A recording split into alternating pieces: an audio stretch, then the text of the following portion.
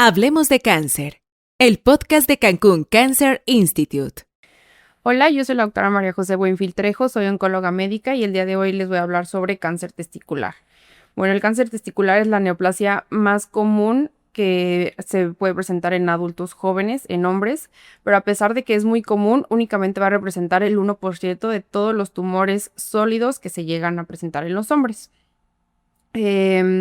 Tiene una incidencia entre los 14 y los 44 años, aunque tenemos dos picos en donde se puede llegar a presentar más, que sería entre los 25 y los 29 años o los 35 a los 39 años.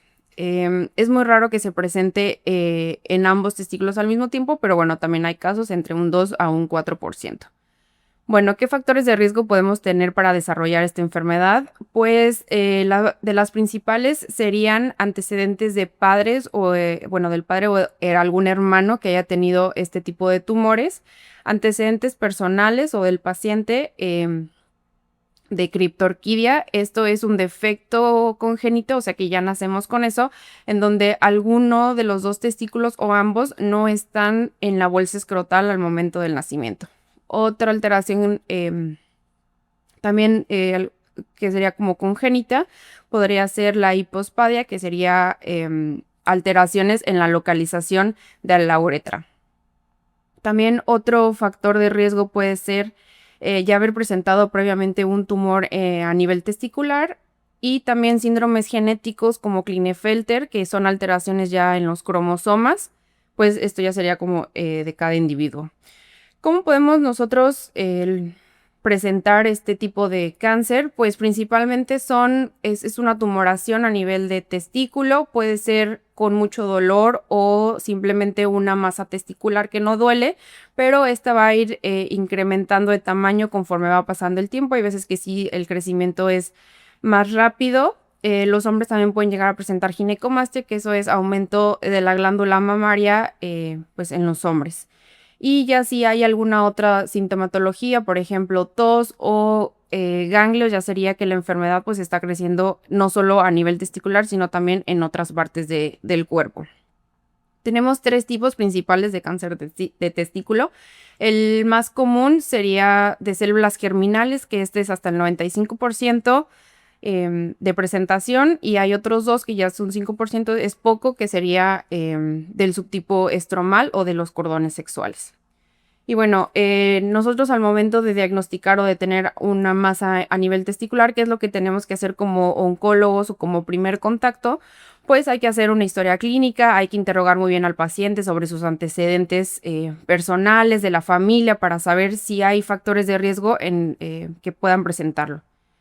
También hay que hacer un examen físico completo para ver si no hay crecimientos ganglionares o alguna otra lesión en alguna otra parte del cuerpo. Siempre como estudio de imagen inicial hay que pedir un ultrasonido testicular para ver las características de esa lesión, si está intra o extra testicular, y ver si no encontramos también ganglios linfáticos regionales. Como parte de la estadificación siempre también se tiene que hacer una tomografía. Usualmente la hacemos de abdomen y de pelvis, y ya si encontramos alguna alteración o ya metástasis en estas imágenes, pues también haríamos una tomografía de tórax. El PET en este caso o de manera inicial no se solicita, normalmente lo usamos posterior para ver cómo van respondiendo a los tratamientos que vamos a utilizar, en este caso serían como quimioterapia o radioterapia.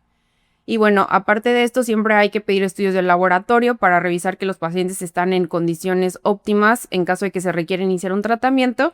Y como estudios generales como biometría hemática, una química sanguínea, hay que pedir pruebas de funcionamiento hepático para ver que todo está en condiciones óptimas, como lo mencioné. Y a esto siempre hay que pedirle algo que se llama marcadores tumorales.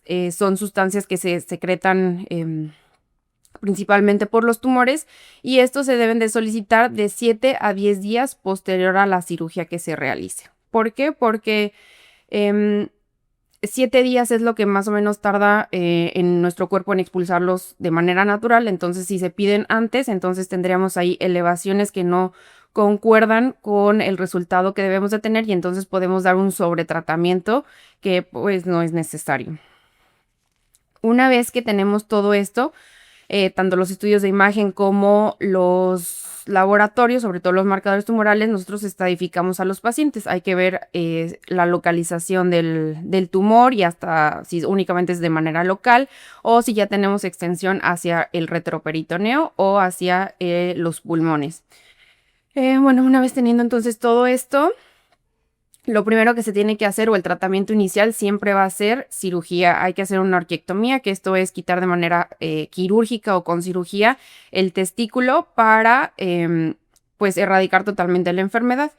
Ya posterior a esto sí nosotros revisamos la pieza o bueno, se manda a patología, nos mandan el resultado y una vez teniendo esto ya nosotros también podemos revisar si se necesita algún tratamiento complementario, ya sea con quimioterapia o con radioterapia. Si el tumor encontramos que únicamente está de manera localizada, que está en el testículo, pues entonces lo que tendremos que hacer es ver si hay factores de riesgo de enfermedad oculta para ver si se requiere algún tratamiento con quimioterapia. Aquí pueden ir desde un ciclo de tratamiento hasta 3 ciclos de tratamiento. Ya si es un poco más avanzada la enfermedad y no únicamente está en el testículo, ya tenemos en algunos ganglios, en la panza o a nivel pulmonar, pues ahí ya estaríamos hablando de tratamientos un poquito más largos que serían con quimioterapia, aproximadamente 3 o 4 ciclos de tratamiento, que posterior a eso vigilaríamos a los pacientes con una tomografía y con marcadores tumorales. Lo principal es hacerlo los primeros 2 años para ver que la enfermedad no regrese y si regresa pues siempre agarrarla en una enfermedad temprana y que se pueda dar algún otro tratamiento de rescate. En estos pacientes también siempre es muy importante comentarles el riesgo de infertilidad que tiene porque pues como lo mencioné previamente son pacientes jóvenes que a lo mejor aún todavía no han tenido hijos y que lo desean posterior. Entonces, sí hay que mencionarles que hay un riesgo de infertilidad, siempre se mandan a clínicas. Entonces, se envían a clínica de fertilidad. Pero bueno, los estudios que han salido sobre este tema sería que se recupera la fertilidad de 1 a 4 años posterior al tratamiento. Bueno, de mi parte sería todo. Espero que esta información les haya sido de ayuda y ante cualquier duda o síntoma que tengan, siempre es importante acudir con un especialista para que sea valorado y que la enfermedad siempre esté en etapas tempranas y se puedan ofertar tratamientos curativos. Hablemos de cáncer, el podcast de Cancún Cancer Institute.